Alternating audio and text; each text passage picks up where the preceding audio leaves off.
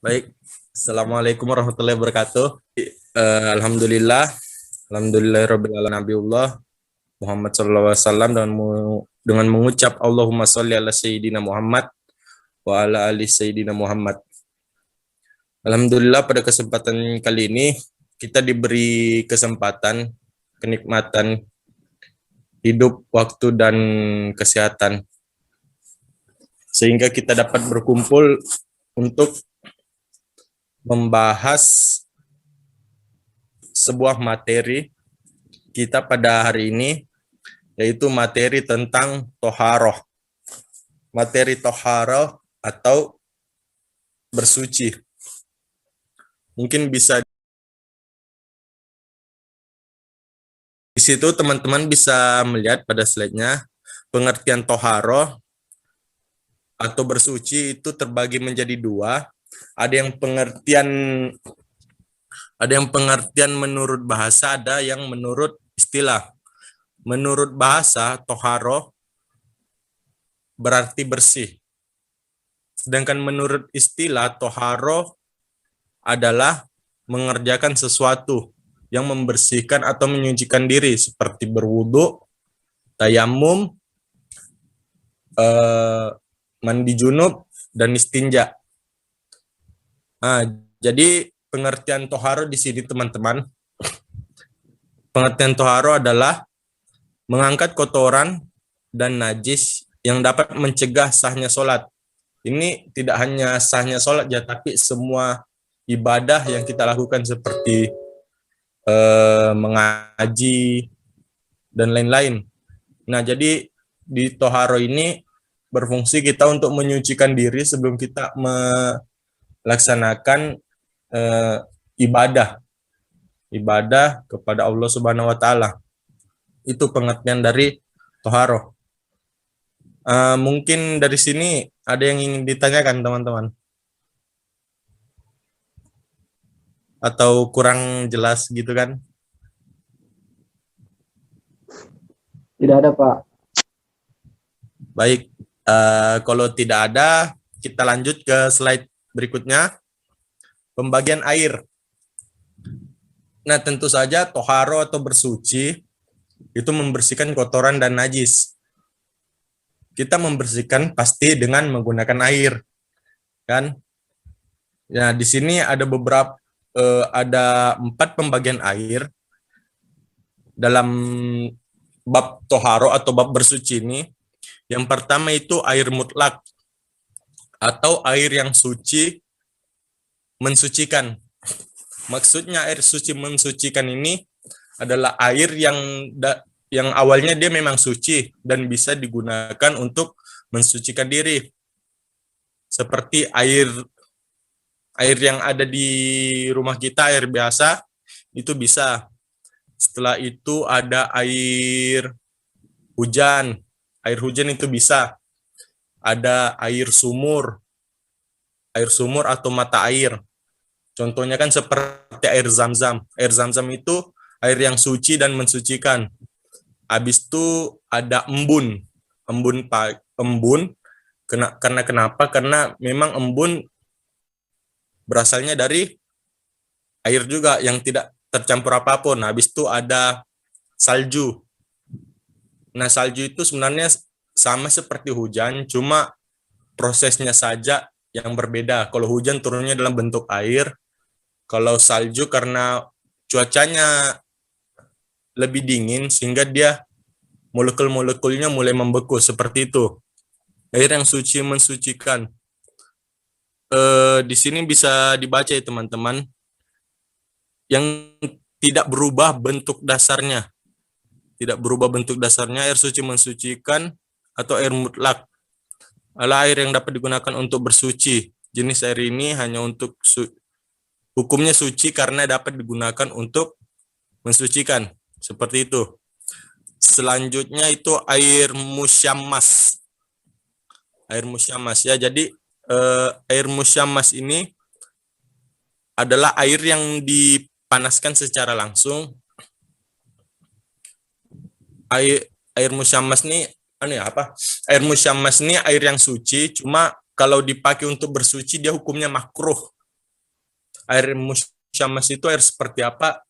Air yang dipanaskan menggunakan wadah yang terbuat dari emas, perak, baja, atau tembaga, atau jenis lainnya yang dipanaskan di bawah sinar matahari. Itu memang bisa, cuma kalau digunakan untuk bersuci, makruh. Karena kenapa? Kalau kita menggunakan air tersebut, itu bisa menyebabkan penyakit kulit. Karena dulu pada zaman Nabi Muhammad SAW, Sayyidina Aisyah itu pernah melakukan hal tersebut. Jadi beliau Sayyidina Aisyah menuang air di tembaga dan memanaskannya di bawah matahari. Dan ketika itu Nabi bilang, janganlah kau melakukan itu, sebab air tersebut bisa menyebabkan penyakit kulit. Itu seperti itu. Sebenarnya ada hadisnya sih.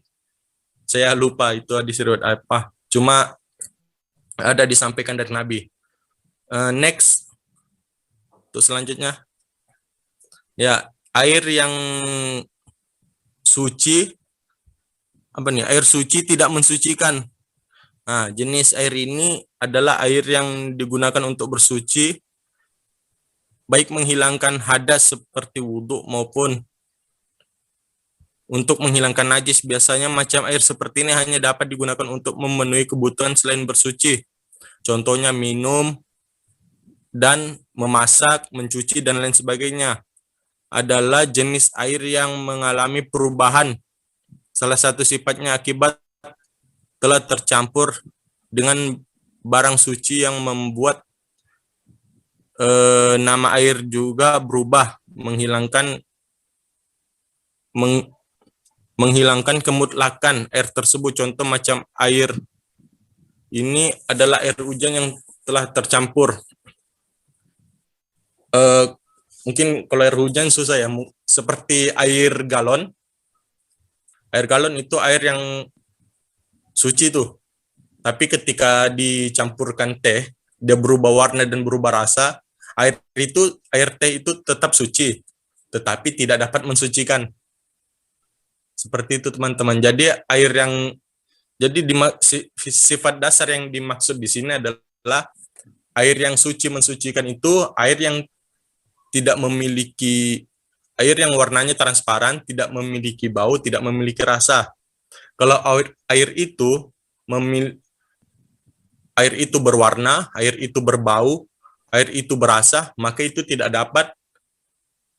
dapat mensucikan. Entah itu ada tiga-tiganya atau salah satunya. Seperti contohnya juga air yang di pelepah pohon pisang, itu kan biasa ada air tuh. Nah itu airnya tidak dapat mensucikan. Ya karena dia mempunyai rasa. Selanjutnya ada air mutanajis.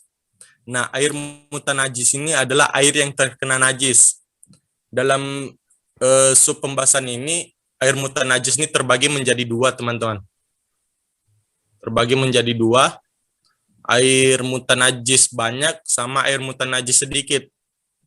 Jadi air mutanajis banyak itu air mutanajis yang mencapai 2 kula atau lebih. Nah di sini saya mau tanya teman-teman, 2 kula itu kira-kira berapa liter ya? 2 kula. 2 galon. 2 galon. 2 galon ya dari Mas Faisal. Kalau Mbak Sela? Kurang tahu. Ya? Kurang tahu berapa liter. Oh, kurang tahu. Kalau dari Mas Zulham?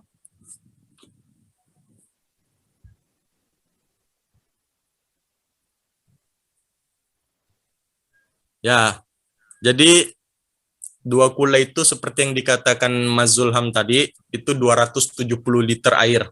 Itu 2 kula. Jikalau air 2 kula atau lebih, dia terkena najis.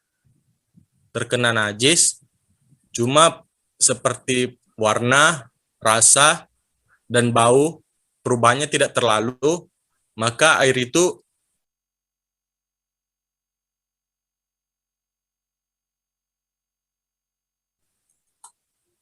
oke, rekam Mi.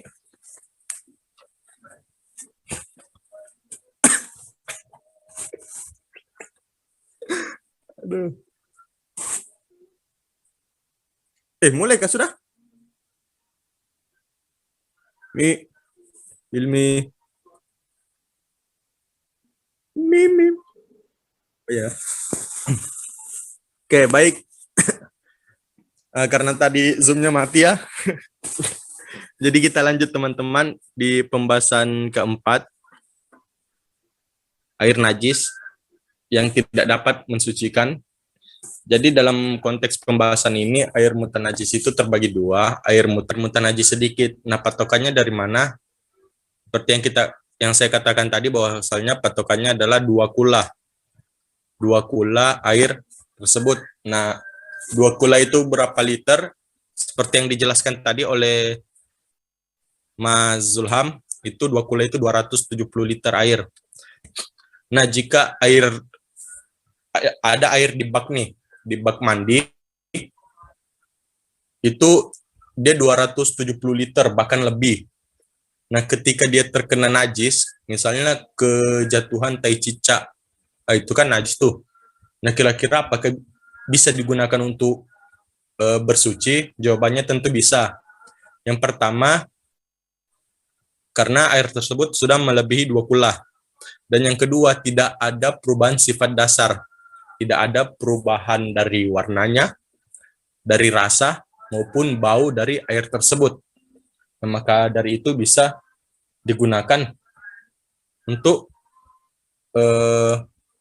bersuci. Nah, beda lagi misalnya nih, airnya tuh di bawah 2 kula, cuma terkena najis. Misalnya terkena teh cicak kan, itu di bawah 2 kula, maka air tersebut tidak dapat digunakan untuk mensucikan diri, karena tidak cukup standarnya. Jadi standarnya itu 2 kula atau 270 liter. Kalau di bawah itu, maka tidak bisa digunakan untuk bersuci. Itu dia untuk air mutanajis ini. Air mutanajis ini, dia tuh sebenarnya, kalau bahasa sekarang tuh 50-50, setengah-setengah kan. Kalau dia di atas 2 kula dan tidak ada perubahan sifat dasar air, maka bisa digunakan untuk bersuci. Tetapi jikalau dia di bawah 2 kula, maka tidak dapat digunakan untuk bersuci. Seperti itu teman-teman. Mungkin sebelum lanjut ada yang ingin ditanyakan? Tidak ada, Pak. Tadi ya. Jadi kita lanjut, next slide. Nah, ini macam-macam air dalam toharoh. Jadi ini nih macam-macam air mutlak atau air yang suci dan mensucikan. Yang di sini yang pertama air hujan. Ya, kenapa air hujan bisa? Karena dia zat dasar airnya tidak berubah. Zat dasar airnya tidak berubah ketika misalnya air hujan langsung, ya, itu zat airnya tidak berubah. Yang kedua air salju atau air es. Nah, ini sama. Sebenarnya sama dengan air hujan, cuma saat turun suhunya aja yang berbeda. Kalau mungkin air salju ini karena suhunya lebih dingin, jadi dia molekulnya membeku seperti itu. Selanjutnya bisa next. Bisa ya di next slide-nya. Nah, air sumber atau sumber mata air. Ini air yang suci dan dapat mensucikan. Saya kita lagi menggali tanah nih, ada sumber mata air. Nah, itu airnya air suci dan bisa mensucikan. Contohnya seperti air zam-zam yang dari zaman Nabi sampai sekarang tuh masih mengalir. Nah, itu salah satu contoh air yang suci dan dapat mensucikan. Jadi air zam-zam itu juga bisa dipakai berwudu. Tidak hanya diminum, tapi berwudu juga bisa karena dia mensucikan. Yang kedua air laut. Kenapa bisa air laut? Karena dia melebihi 2 kula. 2 kula itu kan 270 liter. Sedangkan kalau kita ke laut, ya kira-kira air laut tuh berapa liter? Itu pasti banyak ya teman-teman.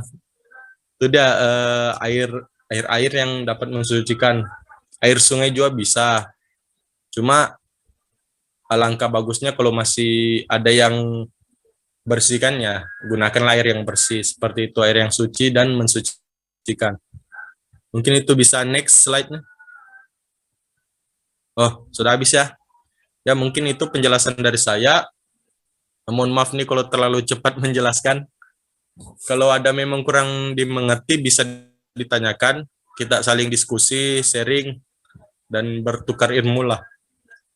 Karena saya di sini juga lagi belajar. Kita sama-sama belajar di sini. Mungkin ada yang ditanyakan dari teman-teman? Mohon izin Pak, ingin bertanya. Ya silahkan. Misal kita ini sudah wudhu, kemudian dalam perjalanan tidak sengaja terciprat oleh genangan air hujan. Bagaimana hukum dari yang kita sudah bersuci itu? Sudah berwudu dan saat di perjalanan tidak sengaja terciprat air genangan. Air genangan Oh, hujan. bahasanya gerimis, kena gerimis gitu ya? Iya. Nah, jadi misalnya kita sudah berwudu nih. Jadi sudah berwudu, kan seperti yang kita ketahui bahwasalnya air hujan itu kan air yang suci dan mensucikan.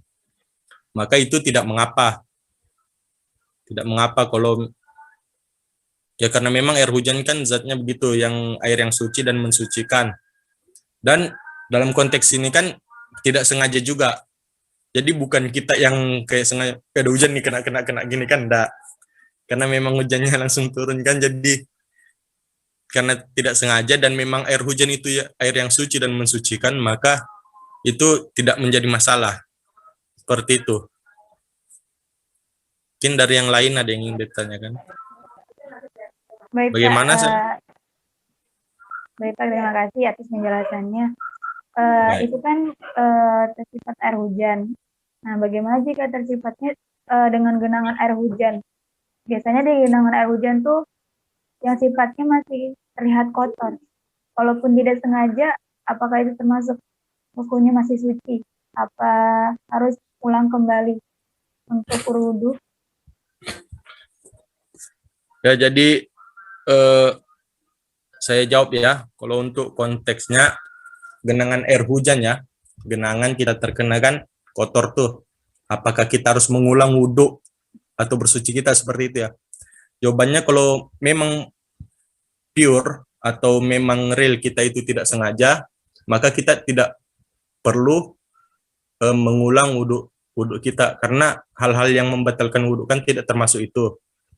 Jadi mungkin kalau kita merasa itu kotor kan, kita terkena nih kotor, ya cukup kita bersihkan saja, baru kita lanjut ke masjid. Ya seperti itu dia. Gimana sih lah? Sangat jelas penjelasannya. Terima kasih. Ya, sama-sama. Ada lagi yang lain?